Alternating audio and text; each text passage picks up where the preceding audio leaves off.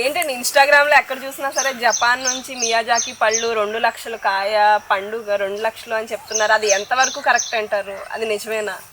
అది మాకైతే అంత ఐడియా లేదండి. కానీ ఇదంతా కూడా మాకు తెలిసి మామిడి పండు రైతునండి. నేను ఒక 60 ఎకరాల రైతుని. కానీ అంత కాస్ట్ అయితే నేను చూడలేదండి. ఇప్పుడు ఏదో ఫోన్లో నెట్వర్క్లో రావడం తప్ప మేమైతే చూడలేదండి. అది కూడా నమ్మశక్యంగా రేట్ అండి. కిలో వచ్చి 2,70,000 చెప్తున్నారండి. అది కూడా మరి ఎవరు కొంటారండి? కేజీ మేము కేజీ 100 రూపాయలకి నెంబర్ 1 పళ్ళు ఇస్తుంటే మీకు 50కి ఇస్తారా 60కి ఇస్తారని బేరవాడి రోజుల్లో 2,70,000 కొంటున్నాం అన్నది కొనివాడికి తెలియాలి, అమ్మివాడికి తెలియాలండి. మాకైతే అంత ఐడియా లేదు.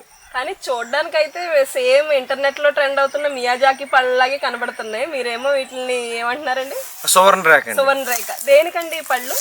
ఇవి పండుకి బాగుంటాయండి, పచ్చడికి పిక్కిలు కూడా బాగుంటాయండి. ఆకే పట్టుకోవచ్చు, మాగా పట్టుకోవచ్చు.